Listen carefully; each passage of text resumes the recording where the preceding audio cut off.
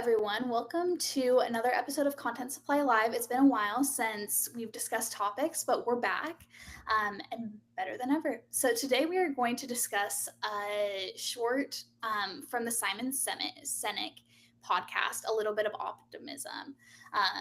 So yeah, let's just dive right into it.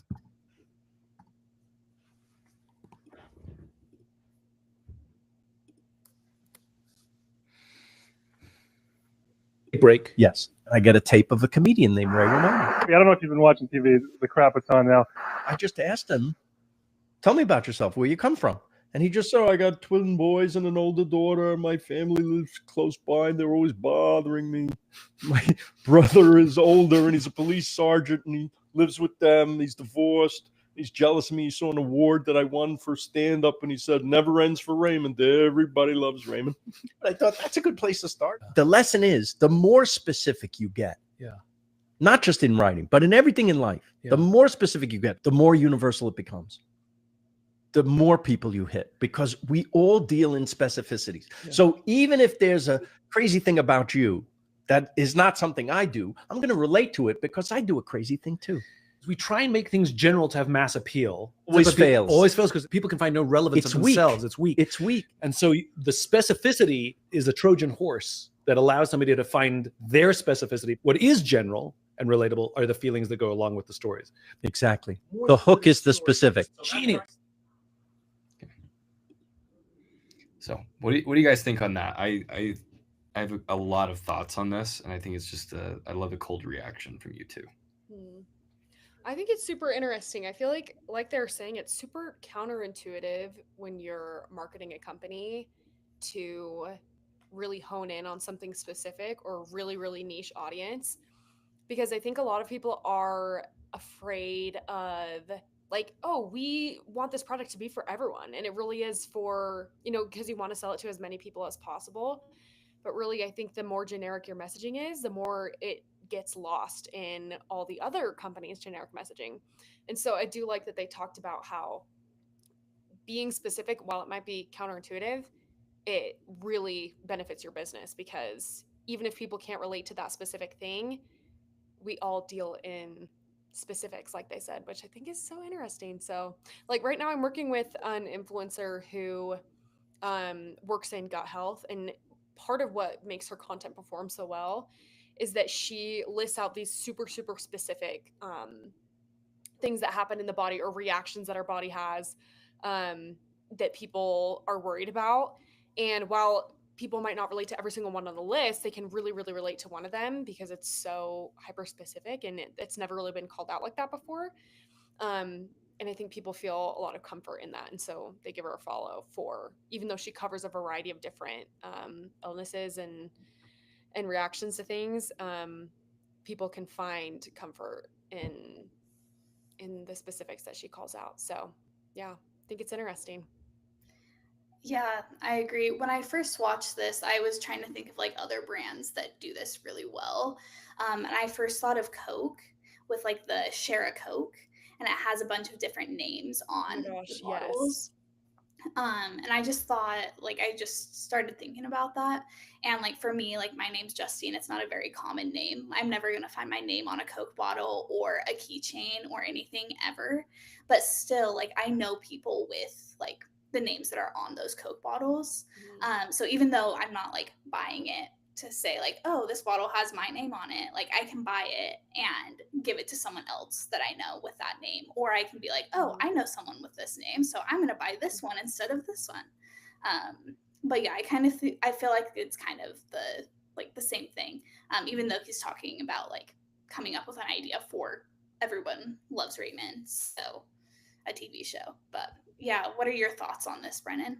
Yeah, the reason why this got me thinking about it is it came from when I was doing a show this last weekend, and I was trying to be like, oh man, how do you stand out in such a saturated market when everybody and their dog plays in these different bands and everybody's got the same exact thing? And it was this kind of lightning rod perspective. It's just like, the more specific you get, instead of saying like, hey, I'm a B2B SaaS product, it's like everybody and their dog, like that's about the same thing as saying you're an indie band in Provo, Utah. Everybody and their dog does the same crap. So it's like, what about it that makes you interesting? You're segmenting down, being hyper specific. And then what that does is it opens up the riches are in the niches, right? You guys heard that phrase? Familiar with that? Not. You never heard that before? Yeah, Okay, yeah. not. The riches are in the niches. And this is tough from our type of business. It kind of it applies in some ways and doesn't in others because we're very much a generalist agency. But I would dare say for the majority of businesses, finding a hyper targeted niche to be able to bring your message to, it comes in like this value stack. So let's say that you're a corporate trainer that helps people with public speaking. So you're a public speaking trainer. What if you're a public speaking trainer for financial professionals that live in the Intermountain West and that's it? There's different levels of like, I'm a corporate trainer, I charge X amount. I'm a corporate trainer that trains financial professionals. I'm a corporate trainer that trains financial professionals in this area. And then even going further, it's like I work with professionals that are over an X amount of dollars that they're able to churn for their clients a year. And so you get so specific. Then you can be able to segment and be like, oh, who does this guy help? He helps someone like me. I can actually work with this person. Versus like, oh, you're a corporate trainer. Maybe you can help. Maybe you can't. I don't know.